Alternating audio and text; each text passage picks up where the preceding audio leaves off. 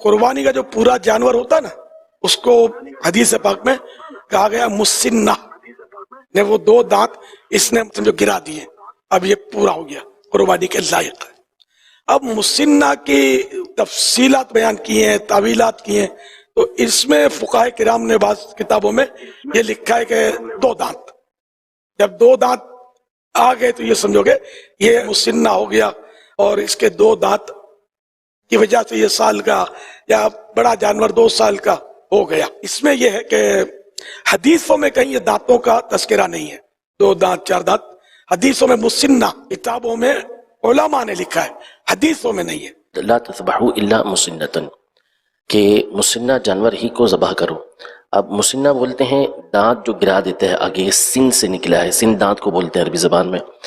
تو اب یہ اس کو جو 2 دانت کا کہتے ہیں یا دوندا یا اس طرح کے جو الفاظ اس کے لیے استعمال ہوتے ہیں وہ کہا جاتا ہے۔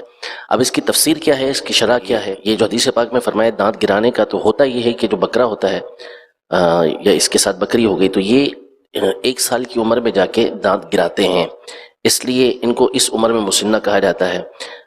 گائے اور اس کی کیٹیگری کے اندر جتنے بھی ہیں تو وہ 2 سال کی عمر میں اس طرح کرتے ہیں، تو اس وقت ان کو مسنہ کہا جاتا ہے۔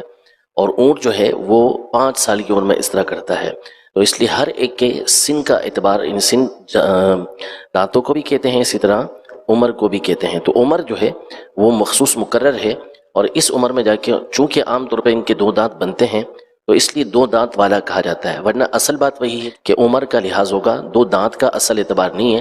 لیکن عام طور پہ چونکہ ہوتا یہ ہے کہ اس عمر میں جا کے یہ 2 دانت نکال لیتے ہیں، اس لیے ان کو 2 دانت کا کہا جاتا ہے، ورنہ اگر 2 دانت نہ نکالیں یا نکال بھی لیں لیکن اس عمر کو نہیں پہنچے تو قربانی نہیں ہوگی۔ بعض گھاس کھینچ کے کھانے والے یہ ماہرین کہتے ہیں کہ وہ 2 سال سے پہلے گائے نکال لے گی، بکرا سال بھر کے پہلے اس کے دانت نکل آئیں گے 2، تو اب چونکہ ان کی عمر پوری نہیں ہوئی اس لیے یہ مسنہ نہ ہوا، اس کا مسنہ ہونا باقی ہے۔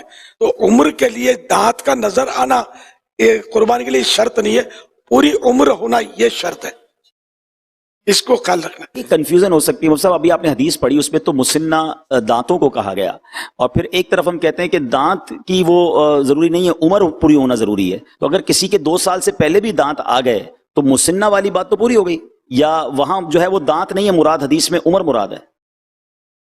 جس طرح قرآن کو بغیر حدیث کے سمجھنا یہ نہیں ہو سکتا، اسی طرح حدیث کو سمجھنے کے لیے ہمیں علماء کی محتاجی ہوتی ہے۔ ماشاءاللہ۔ تو وہ کلام عرب کو سمجھنا ہوتا ہے کہ کس انداز میں کلام عرب ہے، کہاں کیا کس کا معنی بنتا ہے، اور بعض اوقات جو قیودات ہوتی ہیں یعنی کوئی شرط لگائی جاتی ہے، کوئی بات بیان کی جاتی ہے، تو اس کا ایک مخصوص پیچھے سبب ہوتا ہے، وجہ ہوتی ہے کہ یہ بات کیوں آئی ہے۔ تو میں نے عرض کیا کہ عام طور پہ چونکہ ہوتا اس طرح تھا اس لیے یہ والا لفظ کہا گیا، ورنہ اصل جو اعتبار ہے وہ سن کا یعنی عمر کا ہے۔ واہ واہ واہ، سبحان اللہ۔